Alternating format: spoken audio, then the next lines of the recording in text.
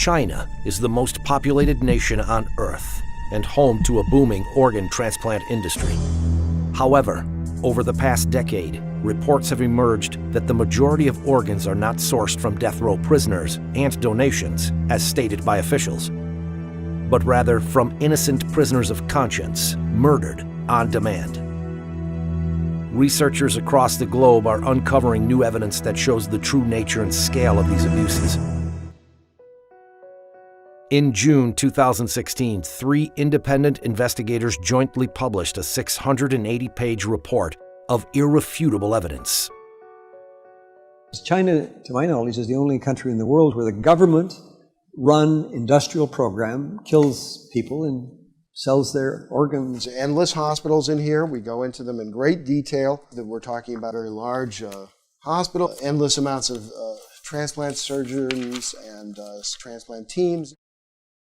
I was really surprised how high the number was.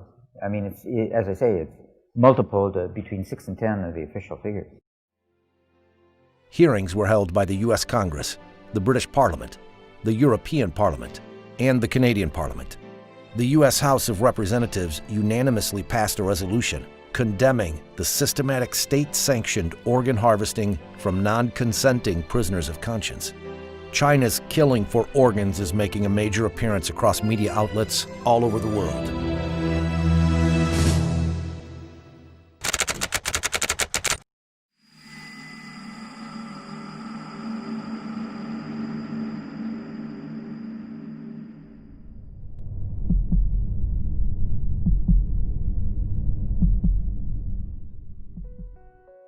In 2006, it first came to light that prisoners of conscience were being killed on demand for organ transplants in secret detention facilities throughout China. The first 2 researchers to investigate were David Kilgore, former Canadian Secretary of State for Asia Pacific, and David Matas, an international human rights lawyer. When we started in 2006, I didn't know where the trials would lead or what the conclusion would be. The initial surprise and disappointment was that this was true, that it was happening throughout China, and it was happening from 2001 to the date of our report. Kilgore and Matas released their first report in July 2006 and later published the book Bloody Harvest. Around the same time, Ethan Gutman, an independent investigative journalist based in London, he spent 7 years doing his own research before publishing The Slaughter in 2014. We made the point that it was really prisoners of conscience, we believe, are making up the bulk of these organs that are out there. And we came, as David Kilgore and David Matas and I, came to this from the same conclusion from very different, using very different procedures, but we did come to that conclusion. The investigators joined forces, researched hundreds of transplant hospitals in China, and released their new report in 2016. The 3 investigators were nominated for the Nobel Peace Prize for their work.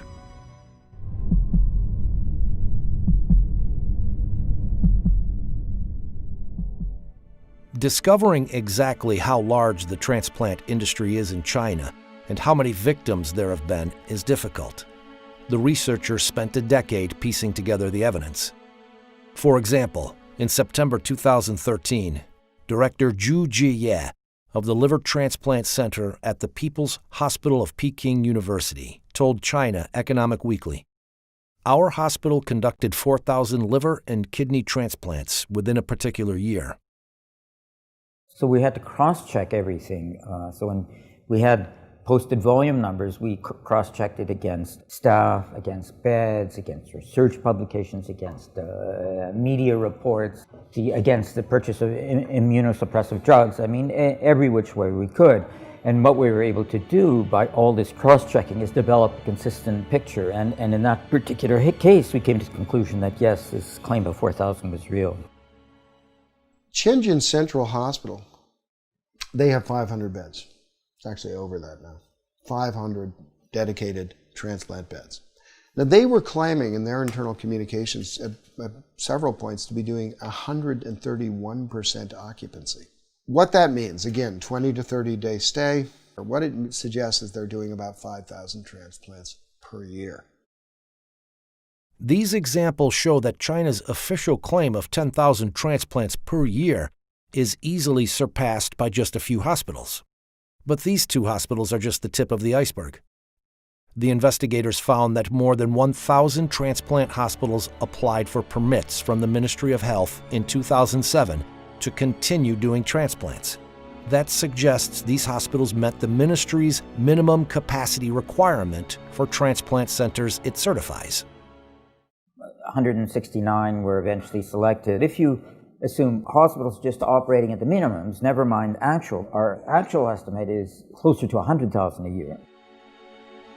The researchers found other evidence of a massive transplant system, some of it from Chinese officials themselves. He Xiaoxun, a member of the expert committee of the Human Organ Donation Commission, stated, "The number of transplants increased by 10 times between 1999 and 2000, and further tripled by 2005. That's a 30-fold increase in 6 years."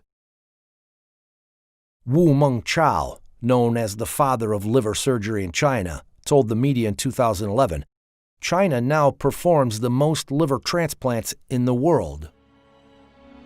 Since 2000, the entire United States has performed an average of about 6,000 liver transplants a year. This could be matched by just a few hospitals in China.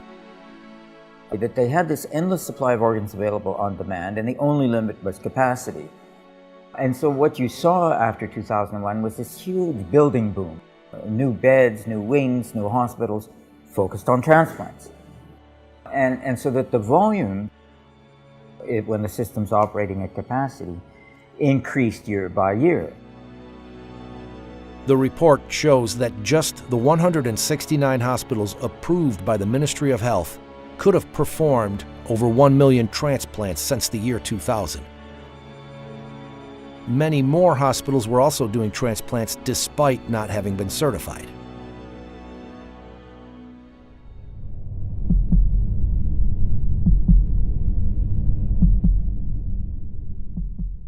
Organ transplantation has been continuously incorporated into the National 5-Year Plan and has become a high priority in China's national strategy. A large number of organ transplant research and training projects are funded under the major national programs and funds.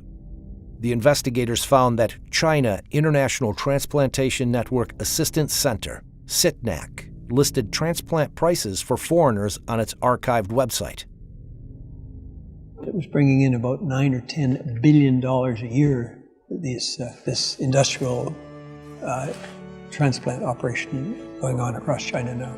It's a lot of money. A lot of hospitals are financing a lot of their activities through that.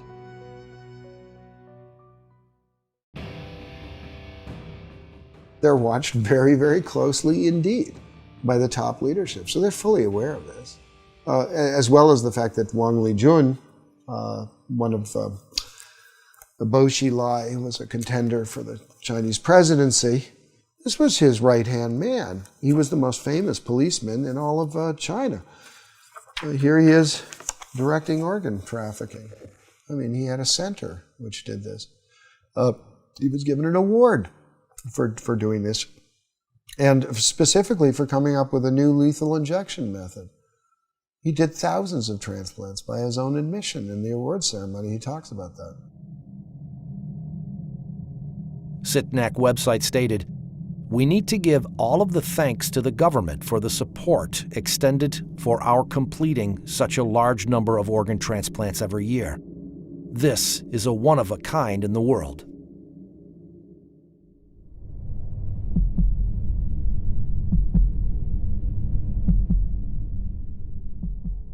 Researchers were particularly struck by one aspect of these transplants. Unlike anywhere else in the world, they were being done on demand. In countries with advanced organ donation and allocation systems, patients must usually wait years for a donor to become available. Yet in China, waiting times are commonly in weeks. The 2006 Liver Transplant Registry report showed that 27% of samples were emergency transplants. That means they found a new liver within days or even hours.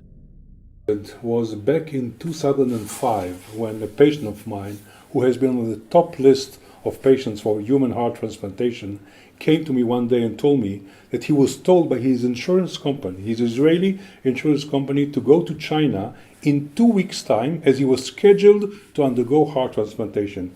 And when I asked him how come such a surgery can be scheduled ahead of time, somebody has to die on the very day of the operation, he said he didn't know, and he went to China and got his heart transplantation exactly on the date that he was promised.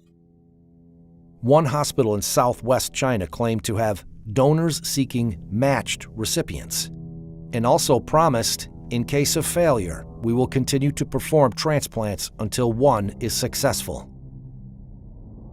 In 2006, a chief surgeon of the Organ Transplant Center at a traditional Chinese medicine hospital published a study of 50 patients at his hospital who had each received kidney transplants 2, 3, or 4 times. Another example that's I can't get out of my head is a man from a country who went twice to China. First time he went, they brought him 4 sets of kidneys, and none of the 4 was compatible with him. 4 months later, he came back, and they brought him 4 more sets of kidneys, until finally the 8th kidney worked. And when we saw him, he was doing fine, but 8 human beings have been killed. In northeastern China, the International Transplantation Network Assistance Center stated on its website, China carries out kidney transplants from living sources. It's completely different from cadaveric kidney transplants in Japan. Because they have a bank of live donors waiting to get a match on the computer. Like some horrible restaurant where you go in and see a lobster and say, I want that lobster, and the lobster's killed. It's a crime against humanity.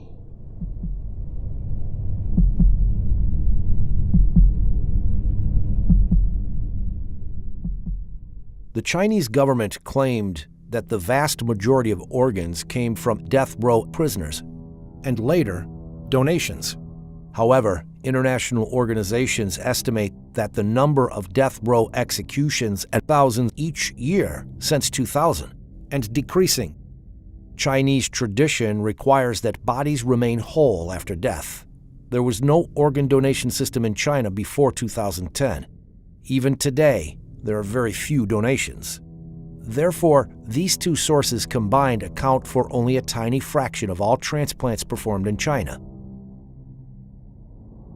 China started performing transplants with organs harvested from executed prisoners at a small scale in the 70s. In the years that follow, it also started using organs from prisoners of conscience. In 1999, the crackdown of Falun Gong starts. That is the largest action of scale by the Chinese Communist Party since the Cultural Revolution. And by 2000, 2001, that's when you have this explosion of transplant activity. We see continuity in the numbers over time. Falun Gong is as I call it, it's kind of a Buddhist revival group. It doesn't have churches and so forth, it doesn't have temples. What it has is sort of common beliefs. These shared beliefs revolve around self-improvement based on the values of truthfulness, compassion, and tolerance. By the end of the 1990s, the Chinese government estimated that over 70 million of its citizens were practicing Falun Gong. Jiang Zemin, the head of the Communist Party at the time, saw Falun Gong's popularity and revival of traditional values as a threat to his rule, and launched a violent campaign to eradicate it in July 1999. Hundreds of thousands of Falun Gong practitioners from all over China traveled to Beijing to appeal to the central government, only to be arrested and tortured. When many refused to disclose their identities to protect their families and friends, they became part of a large, anonymous population held captive by the state. More practitioners were rounded up all across China. This is when large numbers of them started disappearing without a trace.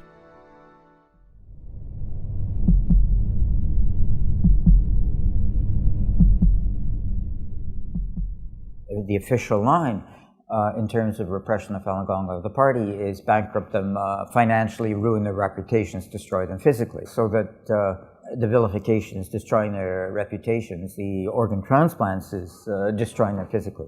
There's the physical examinations, the blood testing, the organ examination, which have no other explanation than suitability for transplant. It was like convert or die. Convert or die. Turn in your friends or die. That it's state-sponsored genocide.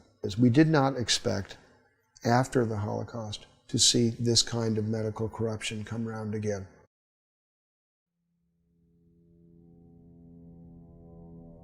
How can doctors, people trained to heal, harvest organs from living people for transplants? Educated and raised in China, Enver Tohti is an ethnic Uyghur surgeon, currently living in London. He was told to extract the organs from a living prisoner in 1995. They made you disabled to think yourself. My whole body just become a robot, just performed to do what I have been programmed to do. So anybody, if they label it themselves other than communism, Communist Party or member, then they will be treated as an enemy of the state. Therefore, they are not even qualified as human beings, and therefore they are subject to whatever punishment is available. They made you genuinely believe what you are doing is for a good cause. It is little later I realized I shortened this man's life. That is equal to a killer. I killed him. This thing is haunting me. I have to tell the world to release the things inside my heart to get a little relief.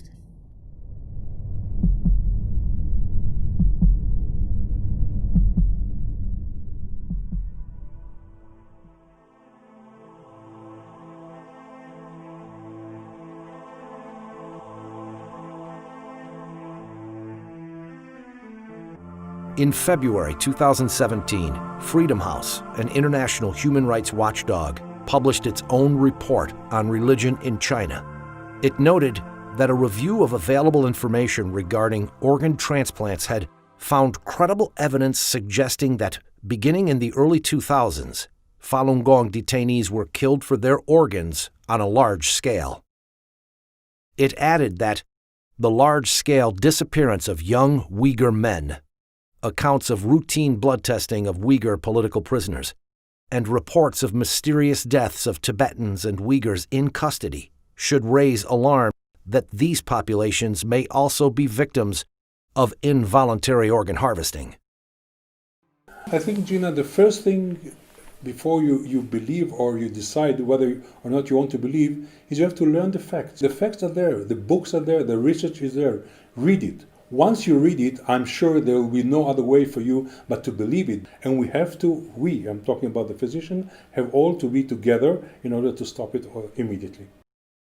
Until 2005, we didn't have no law. I found out that Israeli insurance companies and HMOs have been providing reimbursement, full reimbursement for these transplants of Israelis who went to China and got these illegal organs. So together with my friends, we sat down with our parliament, the Knesset, and in 2008, the Israeli parliament has enacted the organ transplant law, which totally bans any reimbursement of illegally obtained organ transplantation anywhere around the world. And since then, not a single Israeli patient went anymore to China. In addition to Israel, Spain, Italy, and Taiwan have passed laws restricting their citizens from traveling to China to receive an organ transplant from an illicit source. The systematic government-sponsored harvesting of organs is a monstrous crime. I strongly believe that the 17-year campaign to eradicate Falun Gong will be seen as one of the great shames of recent Chinese history. Since I've been a student of the Holocaust, I feel that to a certain extent What we're seeing is just a continuation of what we saw there in another form, which is the endless and bottomless depravity of human nature. I mean, there's no limit to the form of evil that people can sink. When I was writing The Slaughter, I sometimes said, oh, I'm writing history, and then at the end of it I realized I wasn't. It was actually still going on. This is a new form of genocide, and it's using the most respected members of society to implement it. This is one of the central tests of our time. We can't avoid this any longer.